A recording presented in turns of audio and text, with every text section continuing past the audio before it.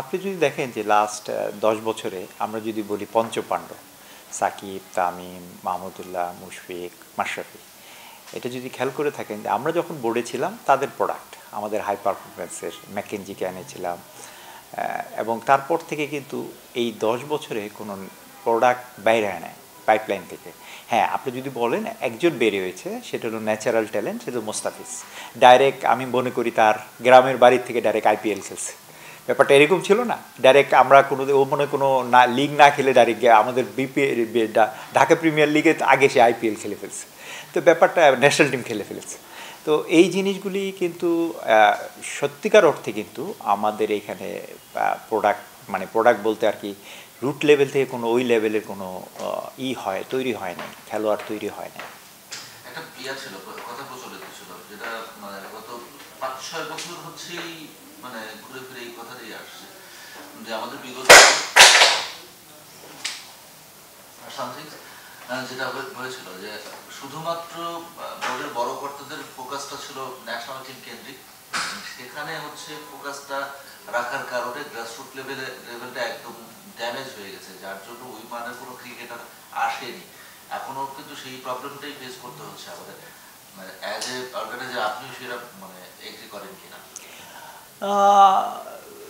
Partly correct, partly incorrect. আমি মনে করি যে ন্যাশনাল টিম বলতে যে আমি যেটা বলতেছিলাম, আপনি যদি খেয়াল করে থাকেন এই ৫ জন যত অর্জন হয়েছে বাংলাদেশ ক্রিকেটের, এই ৫ জনের হাত ধরে ম্যাক্সিমাম জয় যা আমাদের অর্জন হয়েছে। আপনি যদি দেখেন যে আমরা চ্যাম্পিয়ন্স লিগে আমরা সেমিফাইনাল খেলেছি, সেইটাও যদি আপনি ইংল্যান্ডের ঘটনা যদি দেখেন, ওই সময়ে সাকিব আর মাহমুদুল্লাহর ওই ইনিংস যদি না থাকতো আমরা কিন্তু চ্যাম্পিয়ন্স লিগের সেমিফাইনালে যেতে পারতাম না। তো ওইভাবে ডাইরেক্টলি ইনডাইরেক্টলি কিন্তু এই পঞ্চপাণ্ডবটাই জড়িত।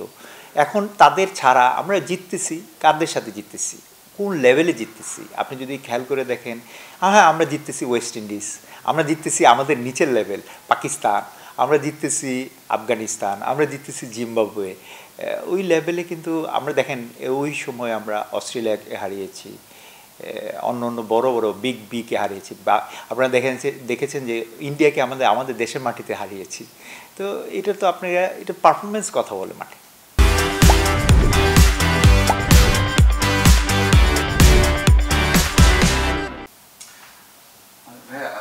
যদি এবারে আসি আপনার মানে প্রিমিয়ার ডিভিশন অনেক মানে সামনে মানে পেছনে কিছু কাহিনী ছিল যে হবে কি হবে না, একটা সংখ্যাও ছিল। এখন হচ্ছে আপনার টিমটা কেমন হচ্ছে, আর মানে এখন এই নতুন বোর্ডের অধীনে বিপিএলটা হয়ে গেল, আবার ডিপিএলটা হবে ফার্স্ট টাইম, কারণ ক্লাবগুলো খুবই ইনভলভমেন্ট দরকার হয় সেখানে, এবং বোর্ড চালানো হোক বা ডিপিএলটা ভালো হোক সবকিছু একটা কম্বিনেশন দরকার হয়। এখন আপনার কতটুকু আশাবাদী যে এই ডিপিএলটা ভালো হবে এবং আপনার দলটা নিয়ে কতটুকু আশাবাদী? আপনি যদি খেয়াল করে থাকেন যে আমি আরেকটা টিভিতে আমরা মনে হয় বলেছি যে ক্রিকেটকে রাজনীতিক মুক্ত রাখতে হবে।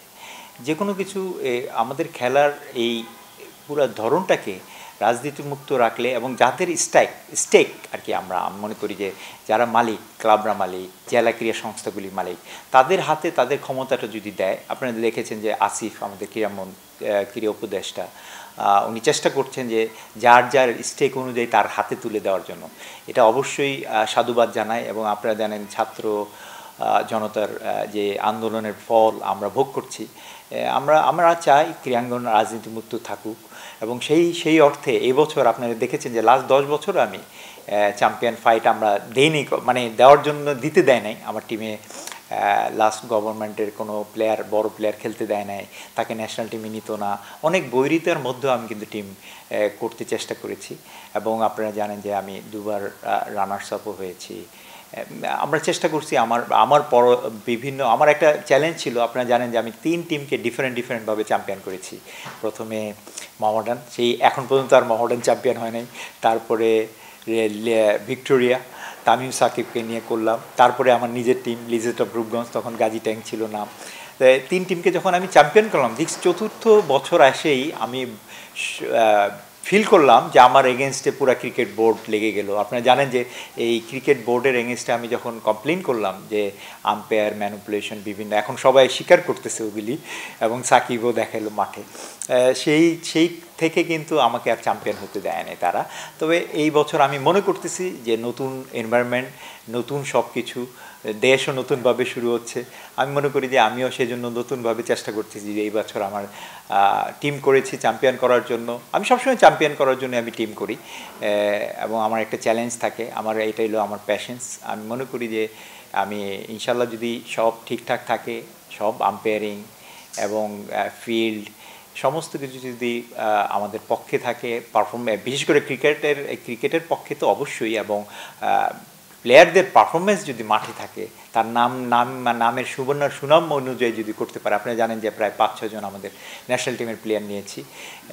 একটা প্রবলেম আছে যে সুপার লিগ আমরা 2-3 জন পাবো না, বাট আমার মনে হয় যার যার পারফরমেন্স অনুযায়ী যদি তারা করে থাকে, এটা অবশ্যই আমরা চ্যাম্পিয়নের জন্য ফাইট দেবো ইনশাআল্লাহ। নতুন বোর্ড বললেন, মানে আগে যেমনটা ছিল ক্লাবের, আপনি যেটা বললেন সীমাবদ্ধ ছিল, এবার কি সেটা পাবেন নাকি ভালো পাবেন বলে আশা করছেন? কারণ শুরুতে একটা ধাক্কা খেয়েছিলেন অনেকে, প্রিমিয়ার ফার্স্ট ডিভিশন খেলবে না বলে, ওই যে মানে আমি তো মনে করি এটা তো আমি দেখেছেন যে আমি বলেছি যে এখন যে বোর্ড চালাচ্ছে এটা তো বিশ্ব রেকর্ড করার মতো।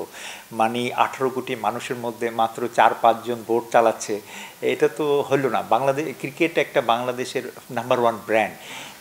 দেশের লোকজন আছে, ভালো এক্সপার্ট লোকজন আছে, কেন লোকজন বোর্ডে ঢুকতে পারতেছে না? আমার এটা বোধগম্য মনে হয় না। আমার মনে হয় এটা সবার সাথে বসে কীভাবে সুন্দরভাবে একটা বোর্ড গঠন করে চালানো যায়, আমার মনে হয় এটা 1-2 ব্যাপার। আমার হাতে থাকলে তো আমি এটা খুব সহজেই শেষ করে দিতাম। আমার কাছে মনে হচ্ছে যে বোর্ড চলতেছে, চালানোর মতো ভাবে সুন্দরভাবে চলতেছে না বলতে পারি। এই জন্য কি আপনি যে বললাম, আপনি কি করতেন নির্বাচন, যেটা আমরা ভাই চিন্তা করি অক্টোবর নভেম্বর নির্বাচন আছে, মানে সেপ্টেম্বর অক্টোবরের দিকে, আর এখন যে ক্লাব সেক্টরে ফাঁকা আছে 15 জন মেম্বার মানে পরিচালক, এটা কি অপেক্ষা করা উচিত নাকি ভাই নির্বাচন হলে ভালো? 15 জন ফাঁকা কিন্তু নাই। আপনি যদি ক্লাব সেক্টর 7 জন, জেলা সেক্টরে 8 জন। আমার মনে হয় যে কোনো কিছু যদি আপনার শূন্যতা সৃষ্টি হয়, যত তাড়াতাড়ি শূন্যতা পূরণ করা যায়, ওই শূন্যতাগুলি পূরণ করলে দেখবেন যে সবাই, যেমন এখন তো আমার কাছে মনে হচ্ছে আমাদের ক্রিকেটের কর্তা বা সভাপতি এককভাবেই সমস্ত কিছু পরিচালিত করতেছে। এইটা না করে যদি সবার সম্মিলিত বুদ্ধি দিয়ে চলতো, আরও সুন্দরভাবে চালাতে পারত। মানে বিষয়টা মাঝখানে আমার মনে হয় যদি সরকার চায়, আজকে যদি আপনি সরকারের যদি বোধগম্য হয়, আমার মনে হয় ইন্টারিম ইলেকশন হতে পারে, ফুল ইলেকশন হতে পারে। এটা টোটালি আমি মনে করি সরকারের উপরে নির্ভর করতেছে। আমার ধারণা আমাদের ক্রীড়া উপদেষ্টা উনি দক্ষ, আসিফ সাহেব, উনি আমার মনে হয় উনি এটার দিকে নজর দিলেই হয়ে যাবে। আপনার দলের কথা বললেন, নিবেশের কথা বললেন, তারপরে যদি মনে হয় যে আপনার দিক থেকে, মানে যেহেতু নতুন পরিস্থিতিতে ফার্স্ট প্রিমিয়ার ডিভিশন হবে, মানে আপনি ম্যানেজমেন্টের কাছে কেমন আসেন? ম্যানেজমেন্টের আপনি নিজে তো মধ্যে আছেন, আমরা কি চাই, আমরা যে একটা দল হিসেবে একটা চ্যাম্পিয়ন দল আমরা যখন করি, ফার্স্ট একটা ভালো এনভায়রনমেন্ট, সুন্দর পরিবেশ, মাঠ, একটা স্পোর্টিং উইটিং, একটা আম্পায়ারিং, আর আমাদের গ্যাপ যেটা, তবে আমি মনে করি যে এই রোজার মধ্যে থেকে লিগটাকে সরানো উচিত। এটা অনেক প্লেয়ার আমাকে কমপ্লেন করেছে যে বাদল ভাই আমরা রোজার মধ্যে, এবং আমার প্লেয়ার আপনি জানেন অনেক প্লেয়ার রোজা রেখে খেলে, এটা অমানবিক হয়ে যায় আমার। কারণ রোজার মধ্যে যদি এমন হতো যে ডে নাইট করতো, তাহলে তাও হইতো যে হাফ ইফতার করে হাফ খেলতো, কিন্তু এই রোজার মধ্যে একটা অমানবিক, এবং আমাকে রিকোয়েস্ট করছে যে লিগটাকে আর 50 ওভার একটা রোজা রেখে 7 ঘন্টা 8 ঘন্টা। আমি আশা করব যে ভবিষ্যতের বোর্ড যারা আসবে এটা একটু সুনজরে দেখবে। আমরা একটা মুসলিম প্রধান কান্ট্রি, যেভাবে রোজা না রেখে আর যদি রোজা রেখে খেলতেও হয়, আমার মনে হয় এই বা ফ্ল্যাগ লাইটটা দিয়ে যদি খেলানো যায় তাহলে, আর না হলে এটা অ্যাভয়েড করা ভালো আমার কাছে মনে হয়।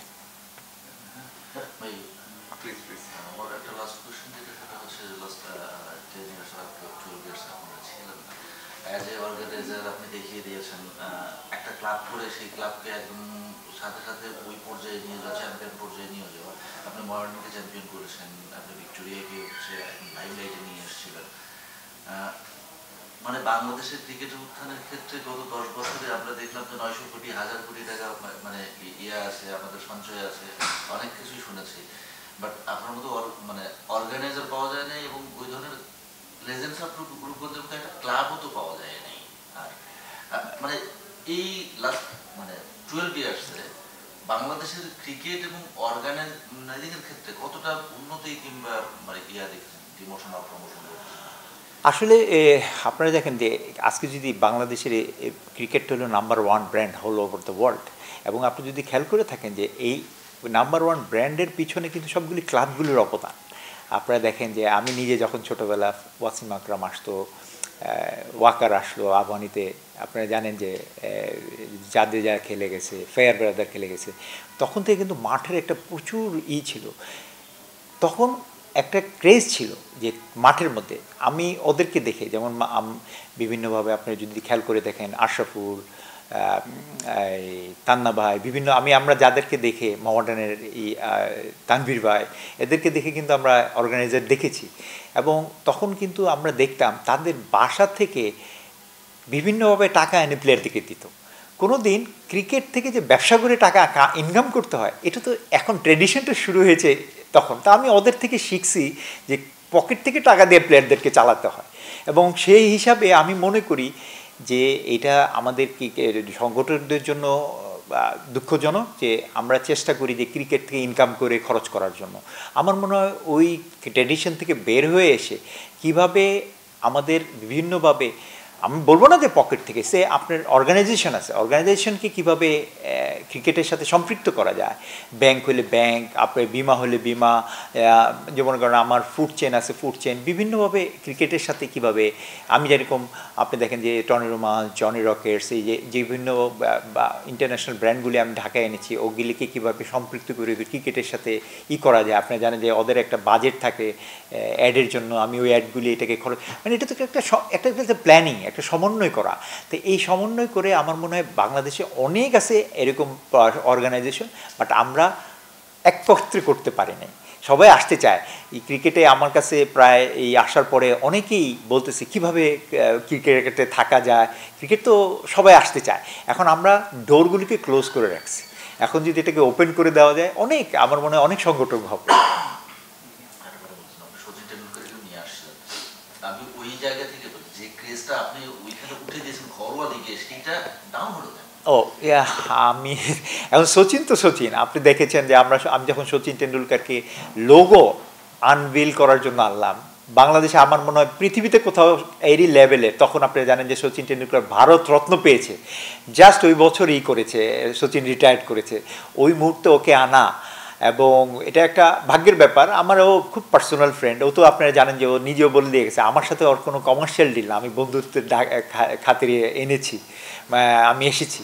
তো ওই হিসাবে আমি মনে করি এটা ধরে রাখার জন্য, এটা আমারও ব্যর্থতা। আমি মনে করি যে আমি যদি দেশে থাকতাম হয়তোবা এতদিনে আমার একটা একাডেমি করার ইচ্ছা ছিল ওর সাথে, এটাও হয় নাই। এবং ওই ক্রেজটা ধরে রাখা আমাদের ব্যর্থতা আমি মনে করি। বোর্ড তো তারা, আমার কাছে মনে হয় বোর্ড তার পক্ষ থেকে তারা নিজেদের ক্রিকেটকে নজর না দিয়ে কিভাবে নিজেদের দিকে নজর দিছে সেটা দিয়েছে। আমি মনে করি যেমন দেখেন আমাদের টাকাগুলি আছে, এই যে আমরা মনে করি 1000 কোটি টাকাই আছে, এই 1000 কোটি টাকা দিয়ে তারা ব্যাংকে রেখে ইন্টারেস্ট খাচ্ছে। বাট এই 1000 কোটি টাকা দিয়ে ইনফ্রাস্ট্রাকচার ডেভেলপমেন্ট করা যেত, আপনার মাঠ তৈরি করা যেত। আমাদের কি আপনারা যদি দেখেন যে ন্যাশনাল টিমের প্লেয়ার, আমি একদিন সাকিব তামিমকে বললাম যে ন্যাশনাল টিমে প্র্যাকটিস করলে ওরা ম্যাক্সিমাম 20 মিনিট ব্যাটিং করে, একটা 20 মিনিট ব্যাটিং করে সে যদি পরবর্তীতে একটা টেস্টে 5 ঘন্টা ব্যাটিং কীভাবে করবে, ইট ইজ কোয়াইট ইম্পসিবল। তো সুতরাং ওই এমন সিস্টেম করতে হবে যে 20 মিনিটের জায়গায় তাকে ব্যাটিং করতে হবে। আমি গ্রিলকে জিজ্ঞেস করলাম একদিন, তুমি কত বল ফেস করো? সে আমাকে বলল আমি আন্ডার-19 থেকে per day almost 1000 ball face করে, এখন মনে হয় আরও বেশি। তাহলে এই যে ডিফারেন্স, একটা লোক যখন আপনি 1000 বল ফেস করবে তাইলে সে 300 বল খেলার ক্যাপাসিটি থাকবে। আমাদের 20 মিনিট ব্যাটিং করে ওর কাছ থেকে ওই 20 মিনিটই আশা করবেন আপনি। তো এই ডেভেলপমেন্টগুলি যদি না করা যায়, যে একটা প্লেয়ার কতক্ষণ ব্যাটিং করবে, একটা বলার কতক্ষণ বল করবে, সেটার উপরে নির্ভর করবে অ্যাকচুয়ালি টোটাল আপনার মানে আপনি যেভাবে যেরকম গুড় দিবেন ওরকম মিষ্টি তো পাবেন, তাই হচ্ছে। মানে ছোট লাস্ট কোশ্চেন হচ্ছে, বিপিএল নিয়ে অনেক প্রশ্ন হয়েছিল, মানে অনেক কিছু এসেছে, এবং ডিপিএল নিয়ে বললেন যে আপনি যা যা চান, আপনি কি সেখান থেকে আশাবাদী হতে পারেন যে এই বোর্ডের অধীনে আপনি যেগুলো চাচ্ছেন, মানে আম্পায়ারিং ভালো হোক বা সুস্থভাবে হোক, সেটা সম্ভব? এখন পর্যন্ত তো আমরা দেখলাম বিপিএলে আম্পায়ারিং তো মোটামুটি ভালো হয়েছে। আমি যেটা মনে করি বিপিএলের যে লুফলগুলি ছিল, অরাজকতাটা ছিল, কিছু আপনারা আমরা পত্রপত্রিকা দিছি ব্যাটিংয়ের সাথে কিছুই ছিল, ওগুলি যদি বাদ দেন আম্পায়ারিংটা ঠিক ছিল ওই লেভেলের। এখন যদি আমাদের আম্পায়ারিং নিয়ে কমপ্লেন হয় না, ওই বিপিএলের আম্পায়ারিংটা যদি ডিপিএলে থাকে আমরা খুশি।